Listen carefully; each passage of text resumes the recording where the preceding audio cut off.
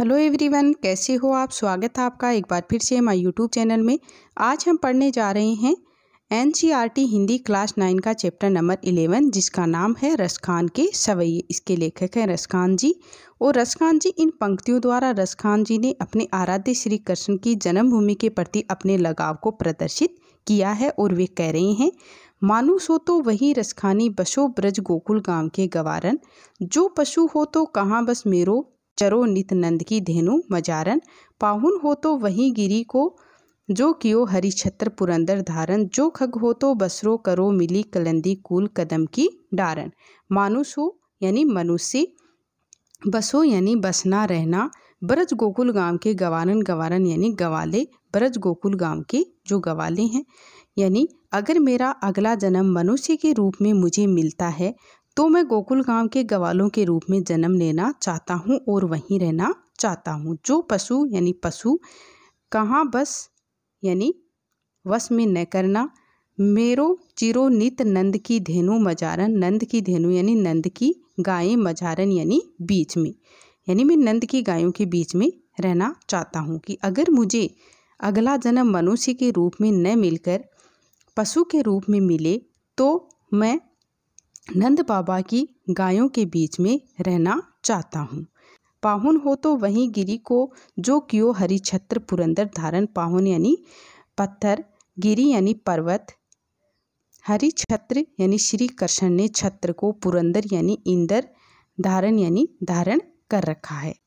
और अगर मुझे अगला जन्म न मनुष्य का मिले और न पशु के रूप में मिले और मुझे पत्थर बना दिया जाए तो मैं उस गोवर्धन पर्वत जिसने यानी जिसको श्री कृष्ण ने अपनी पुरंदर अंगुली पर धारण किया था उस पर रहना चाहूँगा, उस पर रहना चाहता हूँ। यानी उस पर्वत का मैं पत्थर बनना चाहता हूँ जिसको श्री कृष्ण ने हरि छत्र यानी श्री कृष्ण ने छत्र के रूप में धारण किया था। जो खग हो तो बसरो करो मिली, कालंदी कूल कदम की डारन। खग यानी पक्षी, बसरो मिली, कालंदी, कालंदी एक नदी का नाम है, यमुना नदी, कदम यानी कदम की, डारन यानी डाली पर। कि अगर मुझे अगला जन्म पक्षी के रूप में मिले, यानी ना मनुष्य के रूप में, ना पशु के रूप में और ना ही पत्थर के रूप में, और अगर मेरा जन्म है वो पक्षी के रूप में मुझे मिले तो मैं कालंदी नदी के किनारे यानी यमुना नदी के किनारे कदम की डाल पर एक पक्षी के रूप में रहना चाहूँगा। अब हम दूसरा पद देखते हैं। या लरकुटी अरु कामरिया पर राज तिहु पूर को तजी डारो। आठव सिद्धि नवो निधि के सुख, नंद की गाय चरायन बिसारो। रसखान कबो इन आखिन सो, ब्रज के बन बाग तड़ाग निहारो। कोटिक एकल घोत के धाम, करील के कुंजन ऊपर वारो। या लरकुटी यानी गवालों की लाठी, अरु कमरिया और कंबल, पर राज यानी उस पर राज, तिहु पूर को तजी डारो यानी तीनों लोगों का राज है वो भी मैं त्याग सकता हूँ। यानी रसखान जी कह रहे हैं कि मैं गवालों की लाठी और कंबल के लिए अगर मुझे तीनों लोगों का राज त्यागना पड़े तो मैं वह भी त्याग देने के लिए तैयार हूँ, त्याग दूंगा। मैं श्री कृष्ण की लाठी और कंबल के लिए तीनों लोगों का राज भी त्याग दूंगा। आठव सिद्धि नवो निधि के सुख, नंद की गाय चरायन बिसारो। आठव यानी 8 सिद्धि, नवो निधि यानी 9 निधियों के सुख, नंद की गाय चरायन बिसारो यानी जो सुख मुझे 8 सिद्धि और 9 निधि में नहीं मिलता वह सुख मुझे नंद बाबा की गायों को चराने में मिलता है। रसखान कबो इन आखिन सो, ब्रज के बन बाग तड़ाग निहारो। यानी रसखान जी कह रहे हैं, कबो इन आखिन यानी मेरी आँखों से, ब्रज के वन यानी ब्रज के जंगल, बाग यानी जो बगीचे, तड़ाग यानी तालाब, निहारो यानी निहारना। यानी रसखान जी कहते हैं कि मैं इन आँखों से यानी मेरी आँखों से हर समय ब्रज के जंगल, बगीचे, तालाब इनको देखना चाहता हूँ। यानी रसखान जी कह रहे हैं कि मैं इन आँखों से यानी मेरी आँखों से हर समय ब्रज के जंगल, बगीचे, तालाब इनको देखना चाहता हूँ। कोटिक एकल घोत के धाम, करील के कुंजन ऊपर वारो। कोटिक यानी करोड़ों, कल घोत यानी सोने चांदी के महल, करील के कुंजन, करील यानी कांटेदार, झाड़ी, ऊपर वारो यानी उसके ऊपर वार करना, नौछावर करना। यानी कोटिक एक कलखोद के धाम, करोड़ों सोने के बने हुए धाम को करील के कुंजन यानी झाड़ियों के कांटों पर वार कर दूं, यानी बरज की झाड़ियों के कांटों के लिए सोने के 100 महलों को भी मैं त्यागने के लिए तैयार हूँ, नौछावर करने के लिए तैयार हूँ। अब हम रसखान जी का तीसरा पद देखते हैं। मोर पंखा सिर ऊपर राखी हो, गुंज की माल गरे पही रोगी, ओढ़ी पीतंबर ले लकुटी, बन गोधन गवारिन संग फिरोगी, भाव तो वो ही मेरो रसखानी, सो तेरे कहे सब स्वांग करोगी, या मुरली मुरली धर की अर्धान धरी अधरा ने धरोगी। इन पंक्तियों में गोपियों की श्री कृष्ण का प्रेम पाने की इच्छा का वर्णन किया गया है।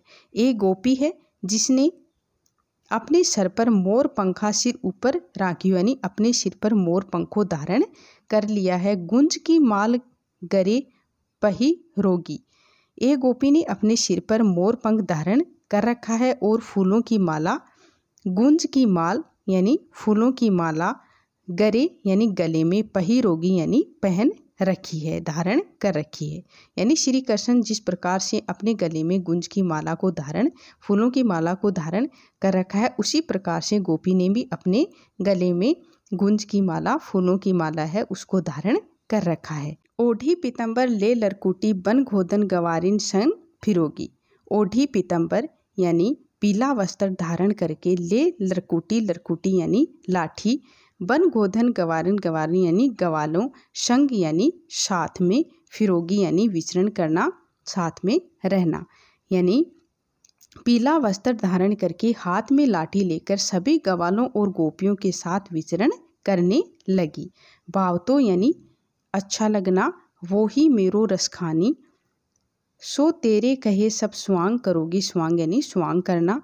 यानी रसखान जी कह रहे हैं कि आपने जो चीज़ें धारण की हैं ये सब तो स्वांग है, क्योंकि वो ही मेरो रसखानी, सो तेरे कहे यानी मेरे मन को तो श्री कृष्ण ही पाते हैं। भाव तो यानी भाव तो वो ही मेरो यानी मेरे मन को तो श्री कृष्ण ही बाते हैं, आपके स्वांग करने से श्री कृष्ण नहीं बने जाते। यानी आपने जिस प्रकार का ये स्वांग किया है, श्री कृष्ण का रूप धारण करने की आपने कोशिश की है, वो कोशिश करने से आप श्री कृष्ण नहीं बने जाते, मेरे मन को तो श्री कृष्ण ही बाते हैं। या मुरली मुरलीधर की अधरान धरी अधरा न धरोगी, न धरोगी यानी नहीं धारण करोगी। यहाँ रसखान जी कह रहे हैं कि आपने सभी स्वांग तो कर लिए हैं, लेकिन श्री कृष्ण की जो मुरली है को अपने होठों पर आप नहीं लगाओगी, क्योंकि जो गोपियां हैं वो मुरली को अपनी सोतन मानती हैं। इसलिए रसखान जी कह रहे हैं कि आप श्री कृष्ण की जो मुरली है उसको अपने होठों पर नहीं लगाओगी। अब हम चौथा पद देखते हैं। कानिन दे अंगूरी रहीबो, जब ही मुरली धुनी मंद बजे है, मोहनी तानन सो रसखानी, अटा चटी गोदन गहे तो गहे, तेरी कहो सिंगरे ब्रज लोगनी, कालही कोवू कितनो समुझे, मायरी वा मुख की मुस्कानी, सुम्हारी न जहे न जहे न जहे। यानी इन पंक्तियों में गोपियाँ श्री कृष्ण को रिझाने की कोशिश कर रही हैं। कानिन यानी कानों में, दे यानी दे रखी हैं, अंगूरी यानी अंगुलियाँ, रही वो जब ही यानी जब भी, मुरली धुनी यानी धुन, मंद यानी मंद मंद, बजे हैं यानी बजती है। यानी कानिन दे अंगूरी रहिए यानी जब कृष्ण की मुरली की जो मंद मंद ध्वनि है, वो आवाज़ है, उनको सुनाई न दे, इसके लिए उन्होंने अपने कानों में दोनों अंगुलियां हैं वो डाल ली हैं। यानी जैसे ही मुरली की मंद मंद आवाज़ सुनती है तो गोपियां कानों में अंगुली है उनको डाल लेती हैं अपने दोनों कानों में। मोहिनी तानन छो रसखानी, अटा चटी गोदन गहे तो गहे। मोहिनी यानी मन को मोह लेने वाली, यानी मुरली की जो धुन है वो मन को मोह लेने वाली होती है, इतनी मधुर होती है कि अटा छटी गोधन गहे तो गहे, यानी जो गायें हैं वो भी इस मधुर ध्वनि को सुनकर छत पर चढ़कर गाने लगती हैं। टेरी कहो सिंगरे ब्रज लोगनी कालही कोऊ कितनो समुझे। टेरी टेरी यानी पुकार कर बुलाना, कहो सिंगरो ब्रज लोगिन यानी ब्रज के लोगों को, गोपियाँ हैं वो सबको पुकार कर कह रही हैं कि चाहे लोग कालही कोहू कितनो समुझे, समुझे यानी समझना, कि चाहे लोग कुछ भी समझे लेकिन हमें मुरली की मधुर ध्वनि को नहीं सुनना है। कालही कोहू कितनो समुझे यानी चाहे लोग हैं वो कुछ भी समझे लेकिन हम हैं वो मुरली की जो मंद मंद जो ध्वनि है उसको हम नहीं सुनना चाहती, हमको नहीं सुनना है। मायरी व मुख की मुस्कानी सुमारी न जही न जही न जही। मायरी व मुख यानी हमारी मुख की मुस्कानी यानी मुस्कान, समारी न जही यानी संभाली नहीं जाएगी। यानी गोपियाँ कह रही हैं कि हमारी मुख की जो मुस्कान है वो हमसे नहीं संभलेगी और सभी लोगों को पता चल जाएगा कि वे कृष्ण के प्रेम में कितनी डूबी हुई हैं। तो गाइज, अगर आपको मेरा ये वीडियो अच्छा लगा हो तो प्लीज़ लाइक शेयर सब्सक्राइब ज़रूर करें। थैंक यू बच्चों।